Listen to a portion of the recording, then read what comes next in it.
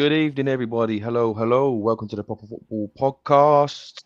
We're in uncharted territory a bit this evening on a Thursday night. On a Thursday night, we're as bad as the Europa League popping up on a Thursday night. Right then, right. Gary has kindly handed me the reins this evening, so thankfully for all you viewers, you've got a better looking host. Very nice for everybody watching, I'm sure. Right, guys, we have got some cracking topics to get through this evening. We've got promotions, cup finals, pitch invasions, title parades, and we'll also be putting some questions to my panel of experts this evening. So we'll go around the room very, very quickly. We're joined this evening by the man behind the non-league vlog and obviously part of the extended family here at Proper Football, Mr. Darren Ashley. Good evening, sir. How are you? Good evening, Tom. Good evening, Rob. Good evening, everybody. Yeah, pretty good, mate. Yeah, the season's drawing to a close, but luckily my life is not all about football, so there's many things to look forward to in the summer, and starting with this podcast. Okay, well, now I know you're lying because you could have started me off on an honest note on my first show, running the gaff there, Darren. Jesus Christ. You've been getting about a bit recently, haven't you, mate? You were at Brackley for their promotion, and then you was also at Burco for their promotion, weren't you? So you're bringing the good luck to our local clubs. Yeah. Rob won't be pleased to hear this because initially I was meant to be at Rushden and Diamonds for their community day. Yeah, with me.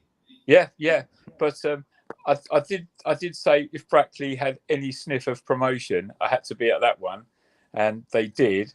As much as I love Rushden and Diamonds, yeah, there was everything riding on this. And obviously, I was at Flatwell Heath.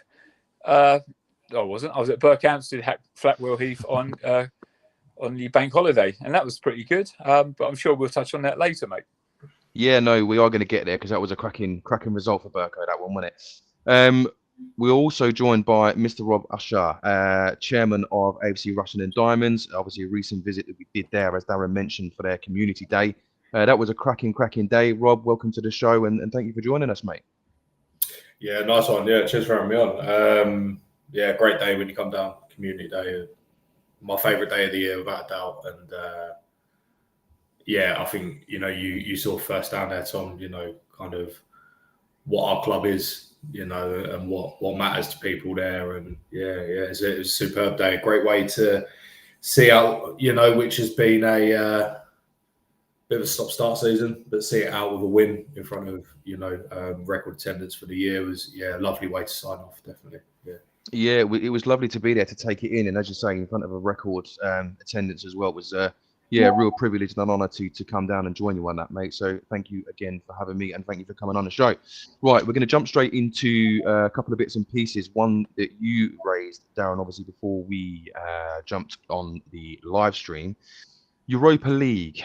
Now, there's a bit of a debate circling on this one, isn't there? And I can see, I think Arsene Wenger sort of had his word on it, didn't he? And then obviously Ange Postecoglou in an interview had his word on it, and I know that they were debating it on Talksport earlier as well. Should winners of the Europa League automatically qualify for the Champions League?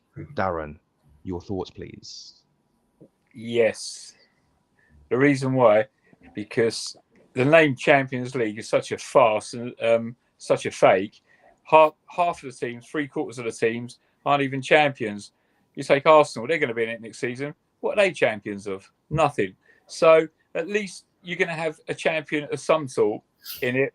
So if Manchester United or Spurs happen to win it, although they've had a disgustingly terrible domestic season, they'd be champions of the Europa League. So at least they're entering a competition fitting of the name. But what do you think that does to the competitiveness of that competition, though? Because if they've had a poor season domestically, they've had wretched seasons, both of them two, Spurs and Man United. They qualify for the Champions. Okay, it's a new season. I respect that. They qualify for the Champions League. How does that affect the competitiveness of the competition? To be honest with you, Tom, let's not kid ourselves. There's only going to be a select few that's ever going to win it anyway. The rest are making their numbers up. So Europa League winners just added to that pot of making the numbers up. I can't see what difference it really makes it. But like I hark back to, at least they're champions.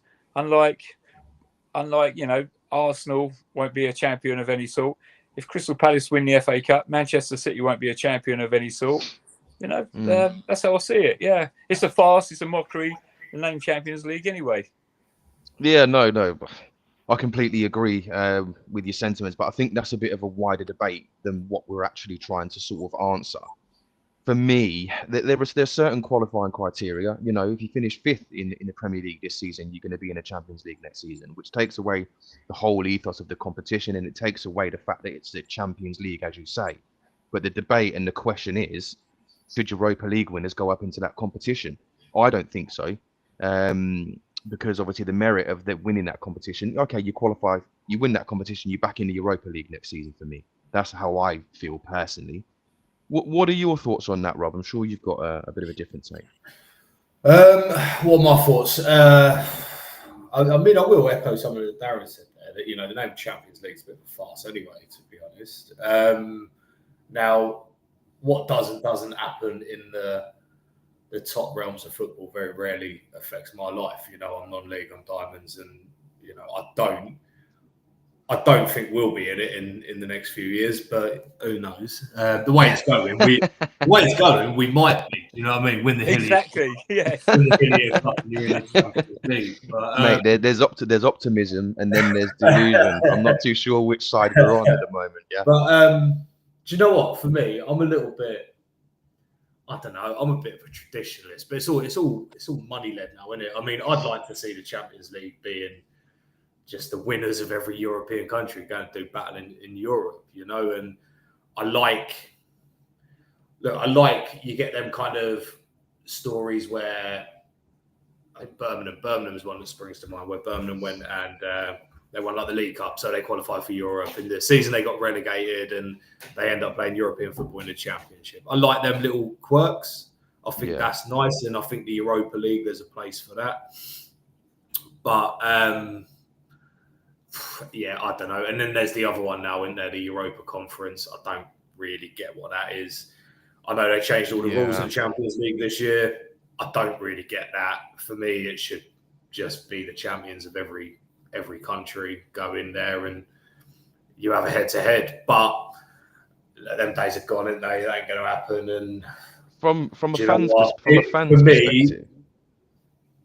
Sorry, just for me, I mean, United, Tottenham, it's pretty irrelevant who wins it, to be honest. They've both had absolute nightmares, haven't they, really? Yeah. No, completely. It's difficult because from a fan's perspective, I agree with what you both put across. But when I look at modern football and what it is and what it stands for, that setup, unfortunately, and that format doesn't fit the narrative. Because the more teams that participate, the more, obviously, audience that you're drawing, which generates the more money. And that's obviously where the game's going. Well, I say where the game's going. That's where the game is, isn't it?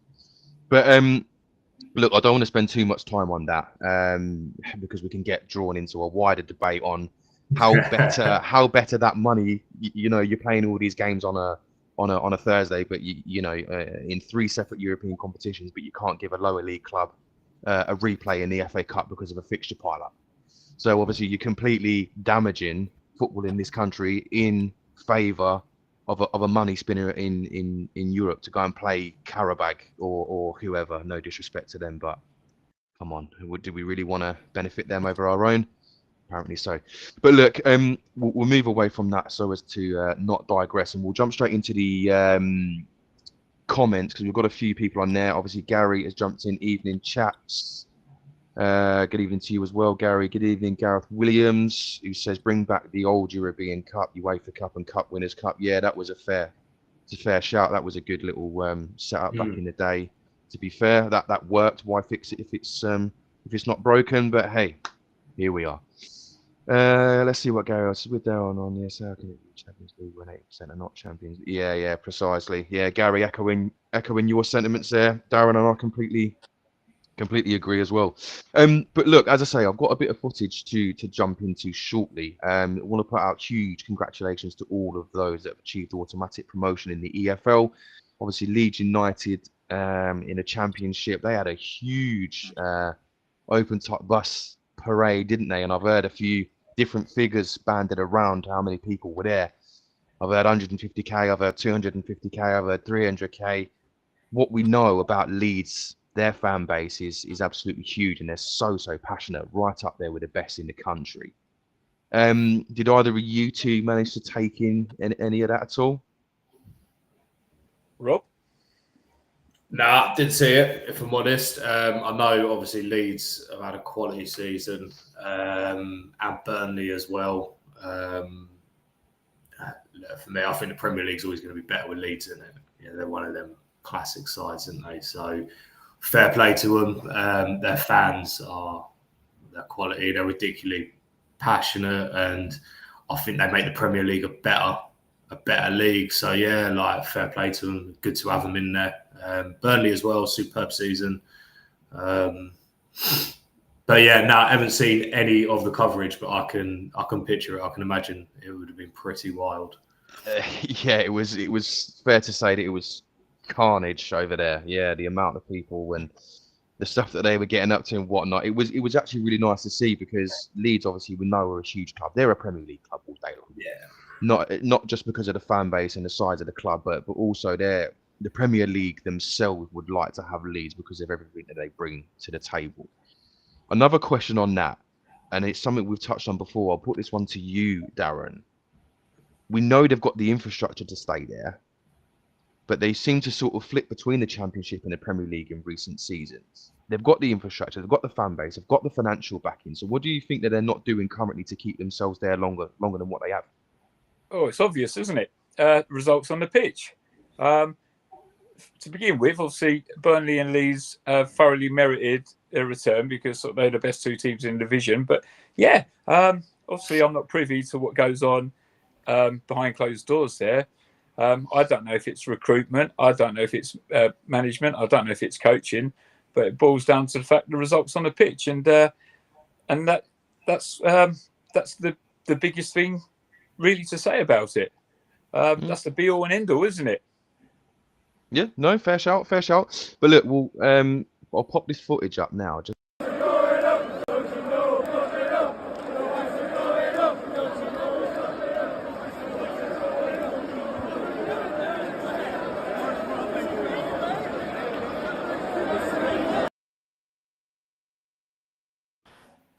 Now, that obviously doesn't capture anywhere near the full volume of people, but you can see that is like they're packed in like sardines in the street celebrating, and I've seen ones kids with flares and all sorts. Absolutely fantastic.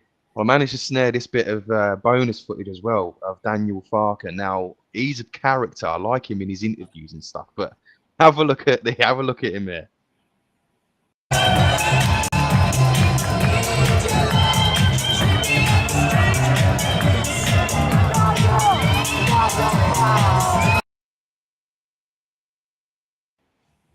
I don't know how well that sort of projected on the screen there, but he was playing DJ on the top of the bus and egging the fans on, and that. Funny, really funny. But yeah, moving away from Leeds, obviously we've got Burnley in the Championship as well. Huge congratulations to them. Birmingham, Wrexham of League One, and then obviously Doncaster, Port Vale, and Bradford of League Two. And whilst I read through that list, I don't like to sit here and sort of congratulate Birmingham and Wrexham. Obviously, there's a huge financial gulf between them and the remainders in League One. Obviously, myself being a cobbler's boy, obviously we always stayed up, in fairness, didn't we? But we're never going to be able to compete with that, unfortunately. And yeah, money has spoken with that one, I'm afraid. We're dropping into League Two with Bradford. That was a huge one, wasn't it? Sort of 96-minute winner, if I'm right in saying so. And then it just broke out into pandemonium there as well. Rob, obviously, I'm sure up and down the years you've had your fair share of sort of last minute winners and obviously things hanging on a nice edge. From a perspective of a chairman, what does it do? Obviously, the roller coaster of emotion. What does that do to you? It's a weird one. Do you know, chairman, fan, whatever. Like, football's all about moments, isn't it? And there's no better moment than a last minute winner, is there? Like in any league, you know, a last minute winner is just, I don't know, it's euphoria, isn't it? We've had a couple in the last few years at Diamonds. I think as chairman, like now, as well as fan, I definitely feel them more. I feel the highs and I feel the lows, like so much more extremely.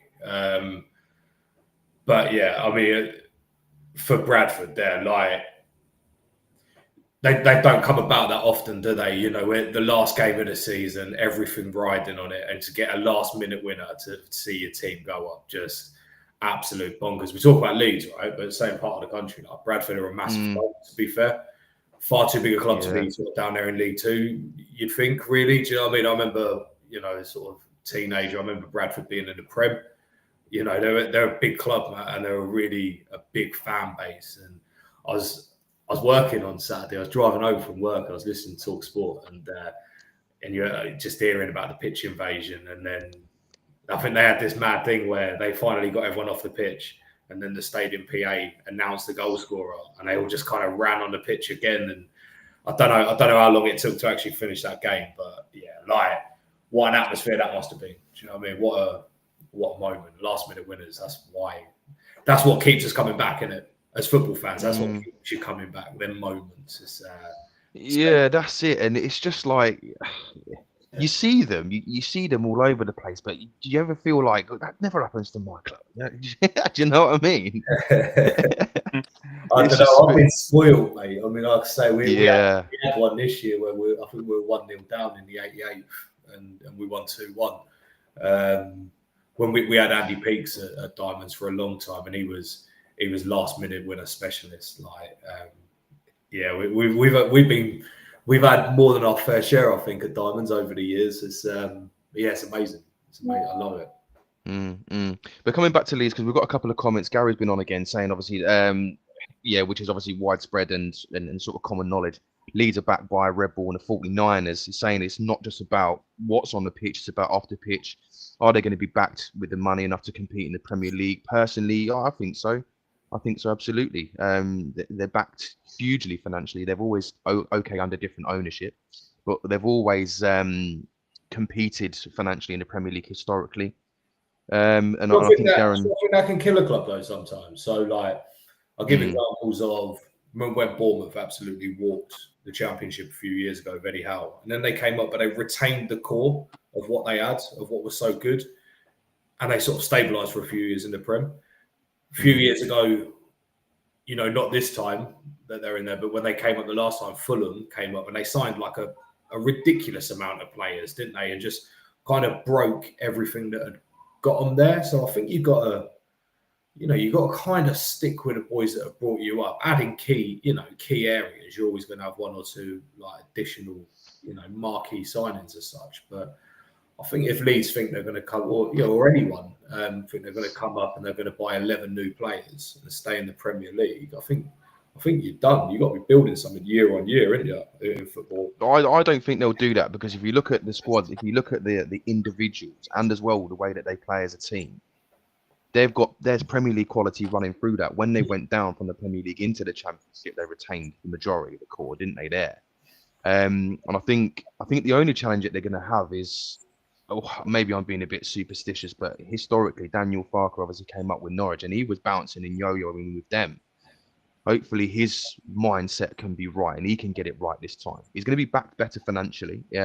He's definitely working with a bigger club, so hopefully he can get that right. But yeah, we'll move away from that. Back to Bradford, if we can. And as I say, I've got a bit of footage of their pitch invasion.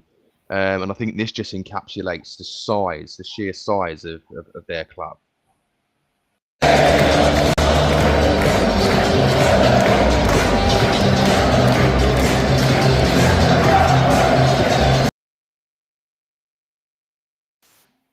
Look at that. I think there was over 24,000 in the ground there as well for League Two, a League Two match there. I know that obviously there's a lot riding on it. Obviously it's a big city, Bradford, in Yorkshire.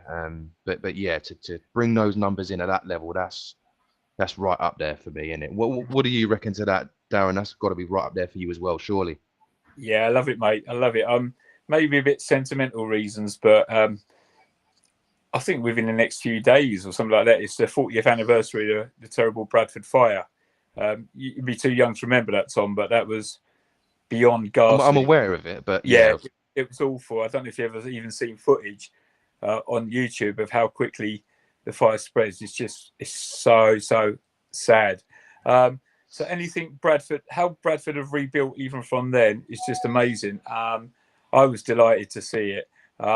Obviously, there are a big, like Rob was touched on, they're a big club in their division, and it might have been a fortuitous goal, wasn't it? It was a deflection, wasn't it? They all count though, don't they? Yeah, You they all take count. it. You take it, wouldn't you? Come on.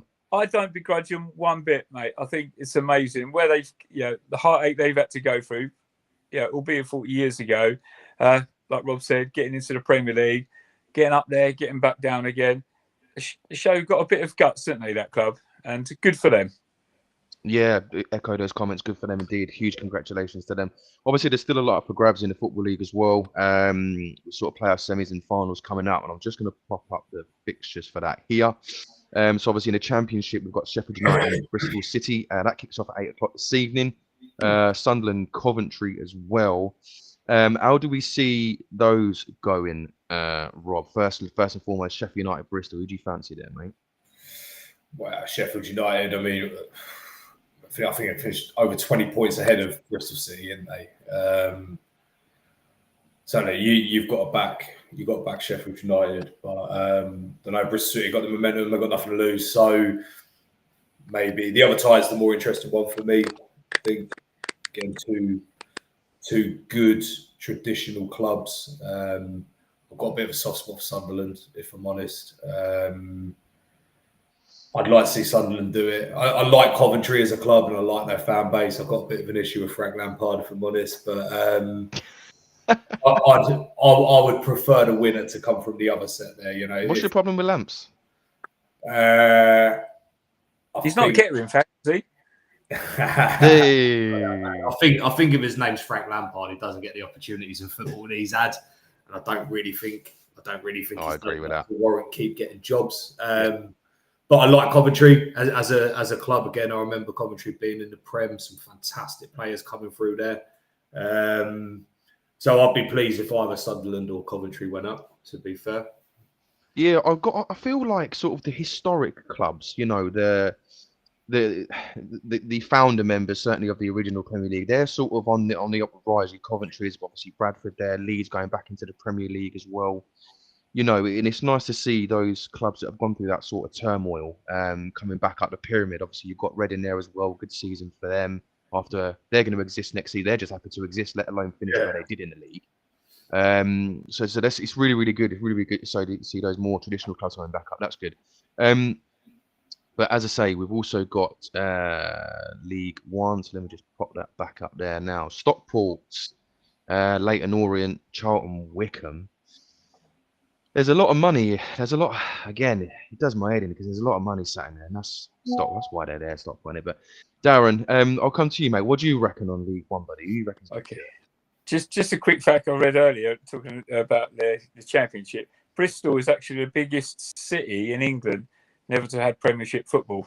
Yeah, I read that this afternoon. Getting on to the playoffs, Leyton Orient, I think they're going to beat, is it Stockport? Charlton Wycombe. Crikey. Charlton Wycombe. Charlton has just snuck in at the end, didn't they? Wycombe have always been there or thereabouts. And I think playoffs always throw up an injustice, don't they? Well, do you know what I mean? A team that finished quite a few points below another team would knock them out. And but that's the lottery of it, though, isn't it? That's why it's there, to create that lottery and that. I love the playoffs. I think they've added something extra where it keeps the season alive through all levels of football. And Orient versus Charlton final. And I've got a feeling the Addicts, Charlton, are going to do it. Yeah, they're a strong side. They're a strong side, Charlton. And going back into the Championship, you mentioned obviously Sheffield United finishing 20 points above and all the rest of it. And you make a point there, Darren, as well, which is really good. And I find that's quite relevant. You finish 20 points above, you feel like you've earned that merit. How can a team that's finished 20 points below you go up into the next division? But I like it because it adds that lottery, it adds that drama. And Sheffield United, they lost some key games towards the back end of the season, which saw them drop out of the automatic promotion places. And that's why they're in the playoffs. So in the big key moments, are they going to be able to cope? Time's going to tell. Anyway. Moving into League Two, Walsall, Chesterfield, AFC Wimbledon, Notts County. Always like to see AFC Wimbledon climbing up the divisions where they can. obviously Phoenix Club and the sad demise of the original Wimbledon, and then obviously the plastic MK Dons jumping on the bandwagon and blah blah blah. We won't go there. Obviously, as a Cobblers fan, I don't like that one bit. Trying to infiltrate the area, no, thank you. And let us know in the comments as well. Anybody watching, let us know in the comments your thoughts on those. I fancy. It's a tough one because Walsall completely dropped off. Notts County backed by a lot of money. I fancy AFC Wimbledon now. I'd love to see them back up in League One. I'd like a little trip down to them next season with the Cobblers. That'd be nice. But yeah, as I say, we've got a few bits to get into, and you're going to be pleased with this one, Darren. We'll move into non-league now, my friends. And Rob will be. There you go. Here we go. Look, fist pumps all round. We'll jump into some non-leagues. But yeah, as I say, keep on that topic in the comments, though, guys. Let me know your predictions. I think we put up a post earlier asking people for that, so that would be good to come back to towards the back end and see what everybody thinks. But again, some more congratulations that we've got to send out, obviously, to all the playoff promotion winners in non-league. There were some real standout ties there as well. A few that I've selected. Obviously, there's too many teams to go through individually, but huge congratulations. There were some real ding-dong ties and last gasp winners. There was obviously crowd trouble at a couple and proper football, boys. Proper football, right? Proper football. Proper football. Definitely. We'll start with you, Gaz, because Gaz, bloody hell, I'm not Gary, you or Darren. We'll start with you, Darren, because I know that you managed to get across to Berkhamsted versus Flatwell Heath. That was a big home crowd. I think I've got the attendance at 1963, so just shy of 2,000. Yeah. Saw that, and it was a fantastic result for Burko as well, weren't it? 5-0. One of Callie's old clubs, isn't it, as well? Yeah. 5-0 smashing. How did the day go down, mate? Well, to be honest with you, it was a 3 o'clock kickoff, and I was on an R-in whether to go to that or not. And I decided to go. Got there about 2 o'clock. You know, the place was swarming with fans, which was brilliant. On the social media of the clubs, they kept saying, like, we sold 1,000, we sold 1,200. So people were really hoping for 1,500. So 1963 fans through the turnstile was absolutely amazing. However, Gary and myself have touched on this before, because in non-league, the bigger the crowd can be, the less enjoyable fan experience it would be. So what you've got is obviously the club's making a lot more money, which is fantastic. But the spectator experience is lost a bit. I mean, it's quite narrow down one side of the pitch in Berkhamsted. Yeah. I was lucky to be sort of like at the front. I got my position, but there were people behind me, all the way along, 2, 3 deep, probably struggling to see a lot of the games. Certainly wouldn't have seen all the pitch, not by any means. No. So, yeah, there's definitely a problem regarding fan experience with big gates in non-league. And to be honest with you, I don't know what they can do about it, because games like this and crowds like that are just what non-league clubs dream of. So it's a tough one. It's kind of like, it's bittersweet, isn't it? Because you want to see the numbers, you want the revenue for the club. Well, what are your thoughts on that, Rob? As a non-league chairman, buddy, how do you go about combating that? You're almost a victim of your own success. Yeah, I think to an extent. I think, I mean, look, if Diamonds are ever in Whiskers or near on 2,000 gate, you won't see too many complaints from me. That's fair. That's fair. Good problems to have, right? But no, look, I think at any level, right, it's all relative. And I think when you've got a game coming up where you know there is going to be an increased gate compared to normal, behind the scenes, I tell you, any board club's got to host that game. They're not sitting there just purely rubbing their hands together thinking about the dome, because there's a lot of preparation that goes into that, right? And I think one of the things, I think you're right, Darren, to talk about fan experience. And look, the biggest thing that's going to hamper fan experience on the day is if it's not safe. So the work that will have gone into any of these ties, when you know you've got that big gate, and you can look, Corby get great gates out, right? Corby versus Worcester, which I'm sure you'll come on to, right? That's two of the two biggest attendances in our league in a playoff final, right? There's a lot of preparation that goes into there. There's a lot of risk assessment. There's a lot of additional stewards, these all come at a cost as well, guys, right? You know, these stewards don't come and do that for free. So, with bigger gates comes a lot of responsibility, I think. And when, you know, especially when you get to the stage where you see some clubs having to segregate and how you still deliver a fan experience there. And also when it goes wrong. So, Darren, you might have to help me out, or Tom. Tamworth versus Nuneaton. Oh, it was a couple of years ago, wasn't it? Yeah, years ago, and it all went really, really wrong. Yeah. As a board, you don't want to be putting your name to that.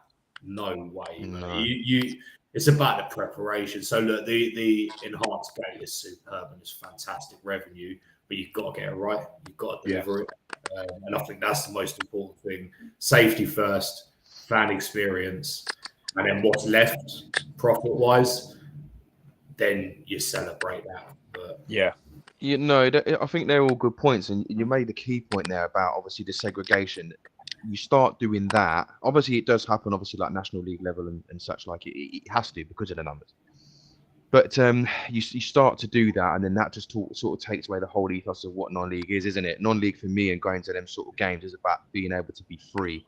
I don't want to be herded in and then obviously shepherded out like cattle. I want to be free to roam and express myself and have a pint and talk to the opposition fans and whatnot. So yeah, really good points there, gents. Appreciate both of your input on that one.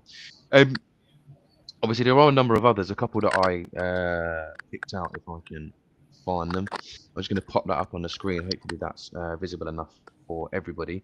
We've got Corby Town up there, top left, obviously losing 2-1 at home to Worcester City. You can see the attendance there, 2766.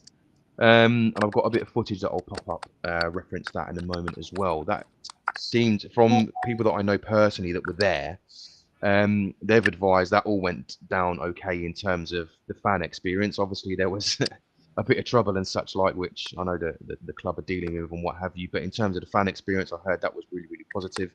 Heartbreak, unfortunately for Corby, a local club of mine, so that's a shame to see that. And you've got Hensford Town 2-0 against Congleton Town. Now you look at the attendance on that, 4701. That is phenomenal. Big club, Hensford. Big club. Yeah, proper stadium at Hensford. Good club as well. That they nearly went out of business a couple of years. They came down from Step 3 the same year as we did from the same league, and it looked like they were about to go pop. And that would have been awful because Hensford are a big non-league club. So really good to see them get back up there. Fair play to them. They've done the hard work and they've rebuilt, and good luck to them. They've actually had a very interesting season because they had a really good FA Cup run, and I think on the eve of their match they sacked their manager, and they replaced him with someone I know actually, Gav Hurren. So Gavin Hurren left Stratford Town, Step 3, to go down to Step 4, Hensford Town. Stratford Town's a lovely club. It really is. Yes. So it was a very, very bold move from Gav to drop down a league, who's just sacked their manager. He's managed to get them up to second in the league. So obviously they were the highest qualifying playoff team, and thoroughly deserved their promotion. So I'm really pleased for Gav. Yeah, echo those comments. But just a bit of from a fan experience perspective here, the Corby. I'm just going to pop this video up now to have a little look and just have a listen to this and a watch, obviously.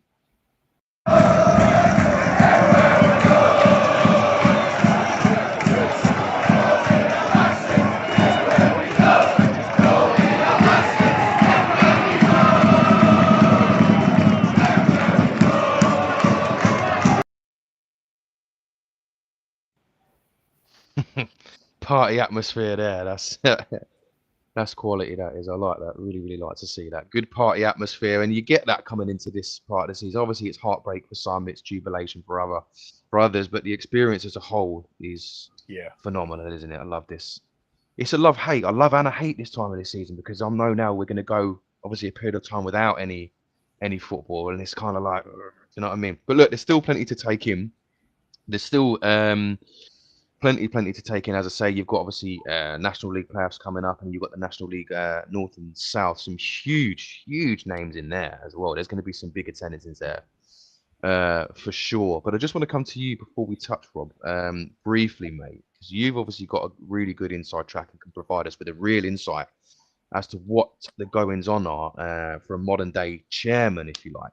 But you've got the summer coming up. You obviously let slip to me when we were talking on Community Day, busiest part of the season for you. Now, I suppose from somebody from the outside looking in would say, "Oh, a nice little break in the summer. Yeah, I know you're on the beach with your trotters up and all the rest of it," but not the case. You informed me.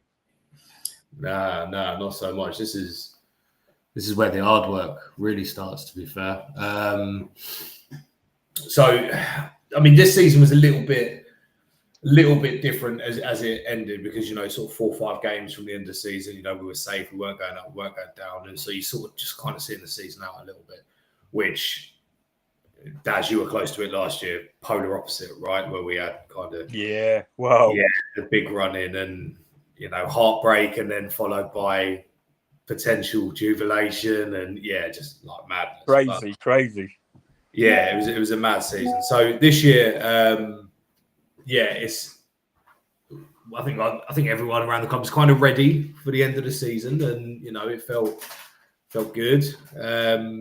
But for me, and you know, the rest of the team around the board, this is where it really gets busy. So pre-season, you know, for the last sort of 6-7 weeks, Vice Chairman Alex has been working on that. We've got all but one of our pre-season sort of schedule locked in now. So them conversations start really early. Within 24 hours of the final whistle on the last game of the season, me and Alex are all over Michael Harriman, like, right, what we doing? Who we keeping? Who we Yeah. When we say who we keeping, like, I get you. It's not just who are we deciding we're keeping, like how who wants to stay out of the players that we want to keep? You know, who wants to stay, and you know, who are we going to lose? Obviously, losing the assistant manager, you know, a few weeks before, especially for him to go to a local rival. You know, you sort of start thinking about, okay, the boys that he brought in, are they going to be here? Drawing up that kind of.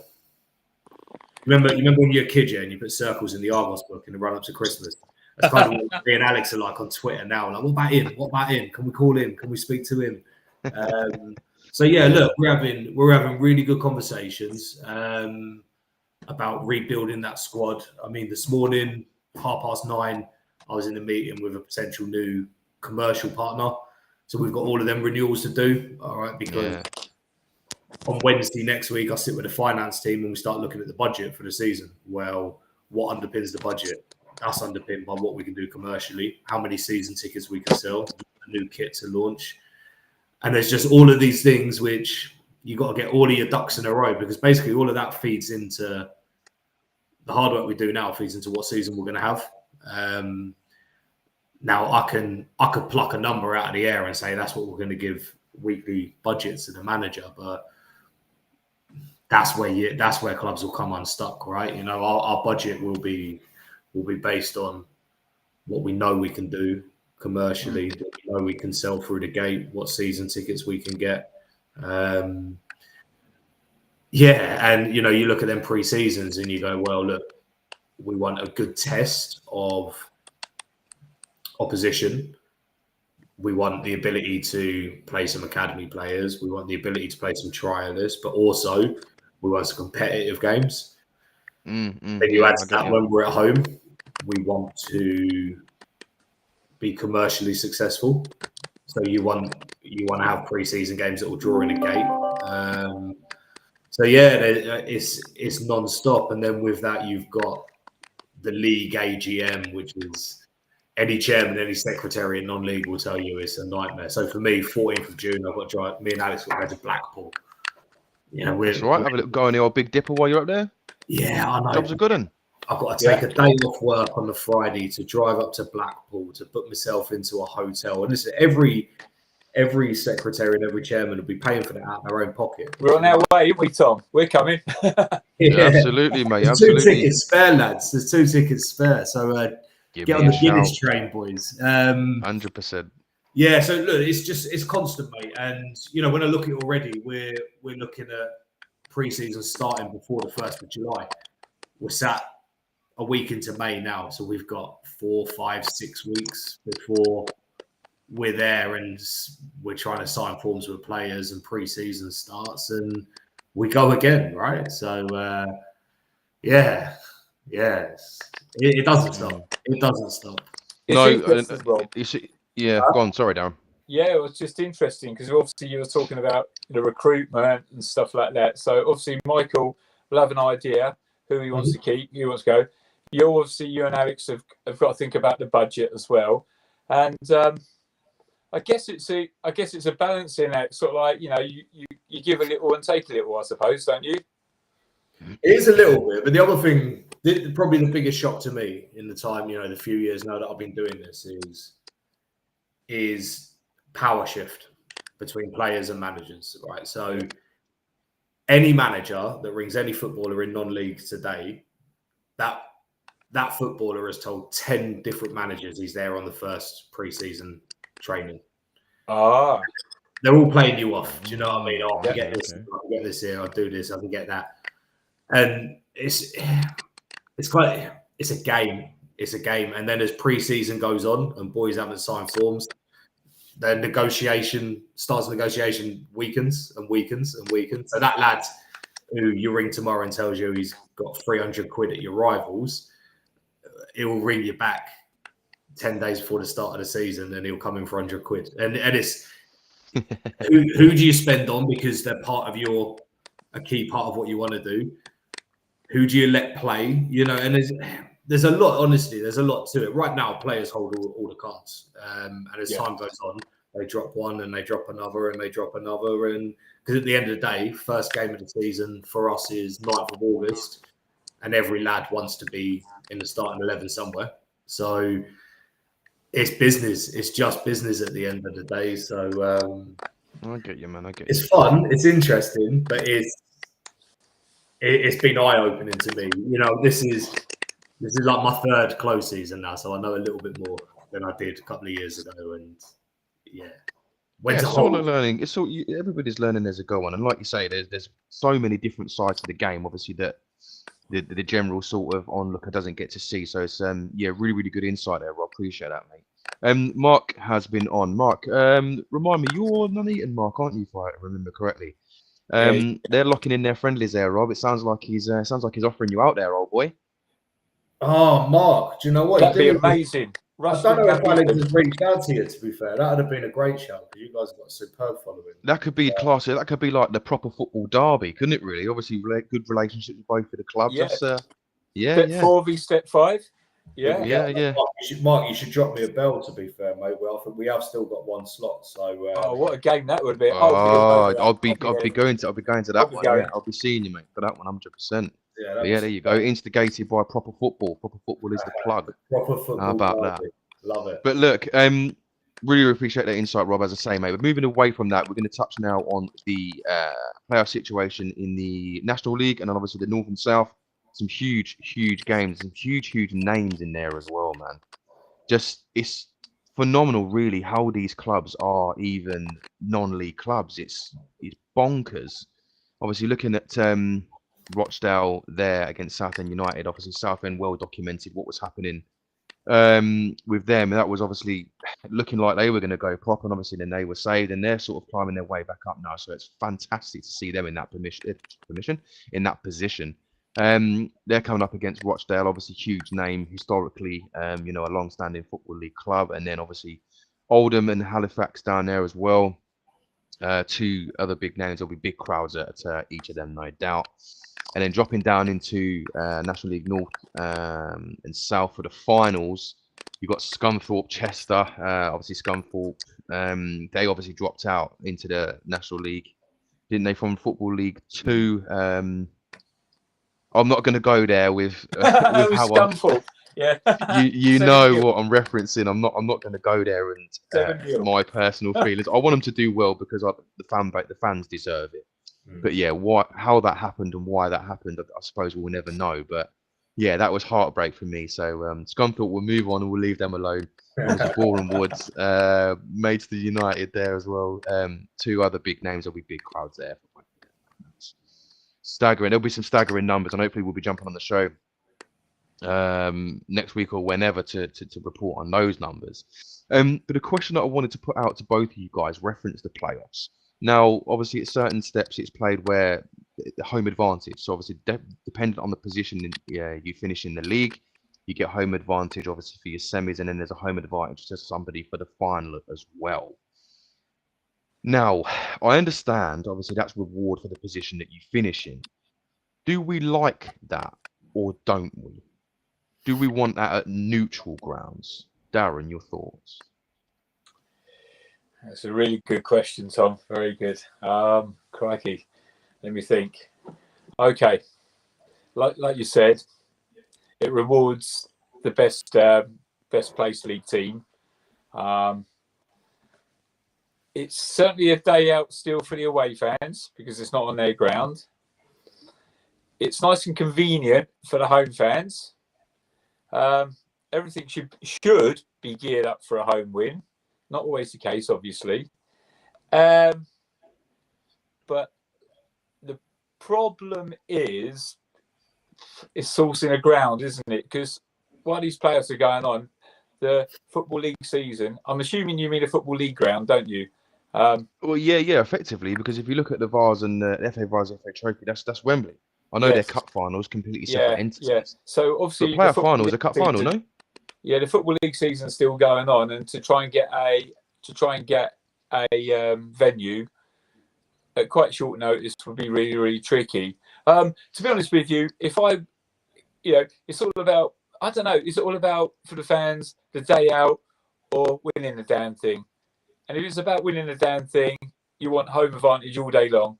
And if you just want the day out and jolly up, and hopefully you'll do it, neutral venue. It's I prefer I would prefer playing at home personally. Don't you feel that there's an element of reward in that day out though for reaching that? Like you reach the final with the Vase or the FA Trophy, you're going to Wembley. Do you not feel that that's reward for both sides then, isn't it? Yeah, but the Vase and the Trophy is just a knockout. It's just a knockout tournament, isn't it? It's just like you build from rounds, and it's literally equal. Whereas in the playoffs, it's based on the league season, your league finishing. It's not just a cup competition. It's like from August. And I would definitely prefer having a home advantage without a shadow of a doubt. Okay, yeah, appreciate it, respect it, mate, respect it. What do you reckon to that, Rob? Yeah, I'm probably. So when we talk about non-league, I'm probably kind of keep how it is. To be fair, you can move it to a neutral. You can move it to a neutral like a football league club, and it'll work, right? So I don't know. Say for example, Diamonds Corby in the playoff final next year. There's probably an argument for both clubs to say let's host out of Cobblers, right? Because fantastic day out. You're gonna draw a crowd. You're gonna go most of the way to fill in the stadium. It's going to be a great day out. But like Darren says, maybe home advantage. Although it didn't work for Corby, and I believe Telford might have won away from home in the playoff final as well. I was waiting for it. Here he is. Don't know anything. However, look, I think for me, like in my role, I look at like the heart. Your non-league football club should be the heart of the community. So it's not just about the football club. It's about the pubs around it that profit from the day. It's about the chippy on the way back to the train station that profits from it, from all them people coming into the ground and stuff. So do you know what? For me, I'd leave it as it is.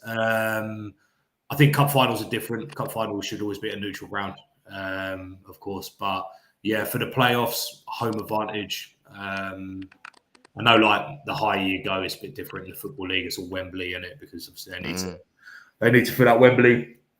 Get that. That's the business of football. But now in non-league, I think it works. And yeah, look, I'll tell you what, if Diamonds are in a playoff final next season, I don't care whether we're at home, away, or whatever. You just want to be there, don't you? People who travel, people who enjoy the day. Yeah, fair shout. No, I like it. Good points. Fair, absolutely fair points. There's a couple in the comments on there as well. Mark's jumped back on. Let's have a look what Mark's saying. Easier to play away. We'll see of late. Home advantage brings vital revenue, no neutral venue. Yeah, that's a fair shout. That's a fair shout. I wasn't necessarily looking at the practicality of it. I was just looking at it completely from a fan's perspective. But yeah, that's all fair points. But going to a neutral venue there, you split the revenue. There's a bigger stadium. You're probably going to get more people in. So you may even... Anyway, but yeah, as I say. I think yes, mate. What's interesting, last couple of years, obviously Brackley Town have been promoted from the National League North, delighted for them. But the last 2 years, they've been in the playoff final and they've been at home. But interestingly enough, when I got in touch with the club, there's different rules because although Brackley Town have designated the home side, they're actually hosting it. They're just actually hosting it for Vanarama. So it's the Vanarama, it's the league that imposes restrictions on them. It's quite interesting. Yeah, imagine there'll be an element of split gates and shared fees, shared ref fees, shared bills, shared. You'd have to, like similar to the FA Cup, you have to pay a level of expenses for the opposition players travelling in and things like that. There'll be a lot of that stuff. And a quick question for you, Rob. I'm not sure who that is using the Proper Football account. It might be Gary, it could be Dan, it could be any one of the boys. But a question for Rob: is the current stadium your permanent home, or is there an ambition for a new stadium? It's not the current stadium is not our permanent home. We operate ground share with Rushdenheim. We have a business relationship with them. The ambition has always been for us to have our new home. It's something that not a day goes by that I'm not working on it. It's a lot easier said than done to generate something that is going to cost anywhere between £2 and £3 million to build. The money is out there, the funding is out there. You got to get the first domino to topple. Once that goes, happen. Everything that we do as a board, as a club, is geared towards that. And I genuinely believe that when we can achieve that, I believe that the club can operate at step 1, step 2 of non-league sustainably. I genuinely do. It's the ambition. There's always numerous plates spinning around it. Right now, there's a host of opportunities that we're exploring, looking into. And when the right opportunity and the right door opens, we're going to go for it. Good man. I like that. Yeah, that's a good message. It's a good message for the fans. It's a really, really good message for the fans. It's a positive message for the fans as well. And I can sort of speak firsthand that I know you guys at Diamonds are really, really ambitious. You want to push this club. You want to push this club forward. And from everything that I saw on the day, everything that we discussed, you've got the blueprint, you've got the infrastructure, you've got the right people in the right places. So there's no reason as to why you guys can't continue to push up that ladder. And I look forward to coming back next season for a start, and to see you guys in your own permanent home would be fantastic for the fans and the local area. Yeah, well, that's what it's about, isn't it? It's not to bore anyone too much, but our vision for the new home is it won't just be a football stadium. It'll be a 7-day business that serves as like the hub of the community. So all of the other things outside of the football that we do so well, this will literally be a headquarters for all of that, and just serve as a force for good, but also cement the long-term future of Russian and Diamonds, which is, you know, my ultimate ambition in my role, really. Yeah. Good man, fair play. Really appreciate that update, mate. I'm sure that'll go down nicely with the fans, as I say. Look, we are knocking on a bit, sort of time-wise. I want to just wrap up by finishing off with the subject of non-league finals day. Obviously, Sunday, the 11th of March, Wembley. We touched on it briefly a moment ago. The FA Vars final contested between AFC Whiteleaf and Whitstable Town, and then we have the FA Trophy as well. Aldershot against Spennymoor. I will be there as a fan. Well, as a neutral, if you like. I'll just be there to take in the day.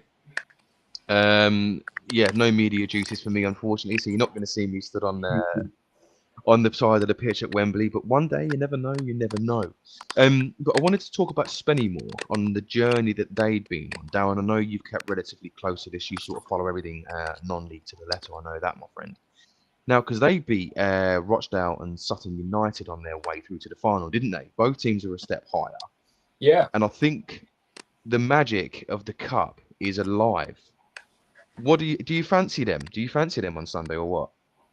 It's going to be a very tough ask for them. There's no doubt about that. But they'll be going into it with a lot of confidence, like you said.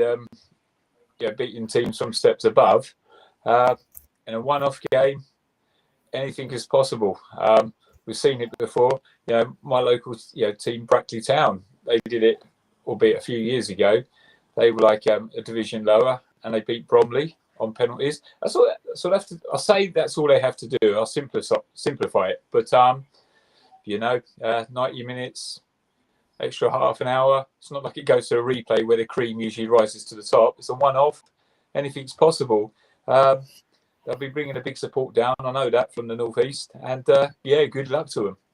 I think they can do it. 100%. Yeah, I've got no allegiances to any of the teams that are competing on the day, but yeah, I'd love to see it. We always root for the lower team. Well, I say lower, the team sort of lower down in the pyramid. You always root for them, don't you? Do you know what I mean? So I'd love to see that. And they're on top run in that competition. They'll have confidence, as you say, going into that. So yeah, best of luck to them and everybody competing. But Rob, just coming to you, just touching on that. I'm sure you've taken the scalp of obviously teams higher than you guys in the past.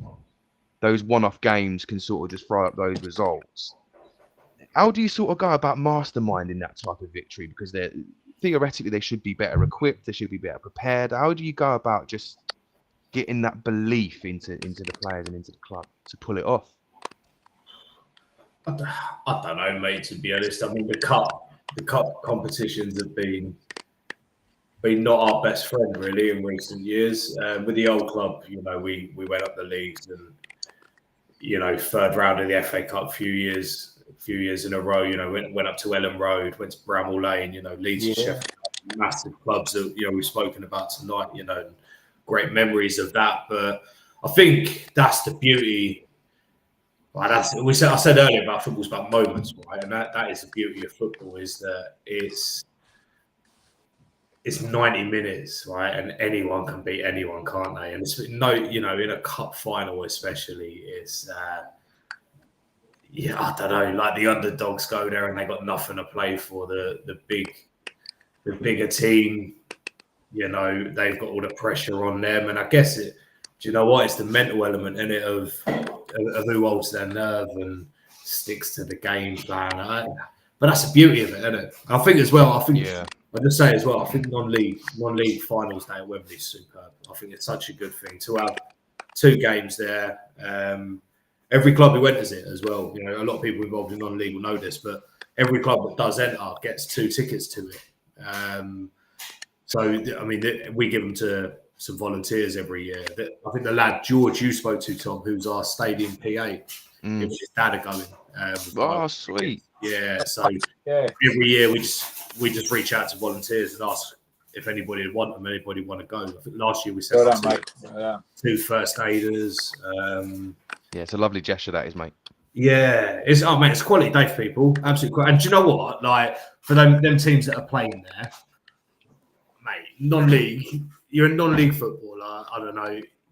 You're part-time. You may be a plumber Monday to Friday, and now you're Like tiling somebody's bathroom on a Friday, and then on mate, the Sunday 100%. playing at Wembley. Yeah. And do you know what? Like, one of the things that I've enjoyed the most about being chairman at Diamonds is the exposure. You've all met my daughters, and the exposure they get to it, and how close they get to be it. And do you know what? If Diamonds were to make it to one of them, we'd have to get relegated because I don't think we're going to win the trophy. Win the trophy. But Yeah. do you know what? Like, if I was to go there, I'd be able to get my daughter's pitch side at Wembley and stuff. And that's the beauty of it. That is the absolute beauty of it. So Yeah, completely. you know what? Completely I don't. In all honesty, I don't think there's any losers at Wembley on non-league finals day. There's no losers. It's a superb day. It's a fantastic poster for non-league football, and you know, you won't hear me say it often, but credit to the FA on that. Yeah. No, that's important. That's important that you say that, because you have got to give credit where credit's due. But yeah, listen, mate, if you ever do get relegated, get to the Vice final, you know, club media. Yeah, I'll have loads of friends that day, won't I?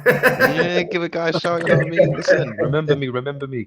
But look, guys, we are coming sort of towards the back end of the show. I'm just going to check if anybody's been in the chat. I think they've just been talking amongst themselves, to be fair. Oh, Stephen Parkin popped on with a comment. Good evening to you, Stephen. Evening, guys. Leeds United are going into the Premier League next year. Yes, they are. Hopefully, they're going to stay there, sir. Hopefully, they're going to stay there. If you're a Leeds fan, then wish you the best of luck, mate. But look, I'm just going to throw it out to you guys now, just for a brief final word. Darren, anything on your mind that you want to bring up, my friend? Oh, crikey. Briefly? Nah. Give me something.